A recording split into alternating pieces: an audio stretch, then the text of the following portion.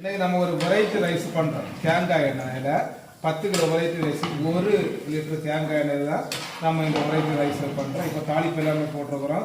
வெங்காயம், மல்லி, புதினா, பச்சை மிளகு, அப்படியே தயிர் விட்டுருக்குறோம். இஞ்சி பூண்டு பேஸ்ட்டு 200 கிராம் போட்டு 15 லிட்டர் தண்ணியை விட்டு ரைஸை வந்து அரை மணி நேரம் நல்லா வாஷ் பண்ணி நல்லா பாஸ்மதி ரைஸ் ஊற போட்டு இப்போ வந்து அப்படியே வந்து தீயை ஜாஸ்தி பண்ணி வச்சு தண்ணிக்குள்ளாரி போட்டுருக்குறோம். ஃபுல் வீடியோ பார்க்குறது சேனலை சப்ஸ்கிரைப் பண்ணிக்கோங்க. இப்போ தண்ணி லெவலும் ரைஸ் லெவலும் ஒரே அளவில் ஆகிட்டு இன்னும் ஒரு வாட்டி கூட மறைச்சி அப்படி வந்து ஃபினிஷ் பண்ணி தம் போட்டு வைக்கிறேன். இப்போ அழகாக இந்த மாதிரி ஃபினிஷ் பண்ணி தம் போடுறேன். மூடி போட்டு மேலே கனல் வாரி போட்டு தான் தம் போடுறேன். கனல் போட்டு மொத்தம் 15 நிமிஷம் தம்மில் இருக்குது.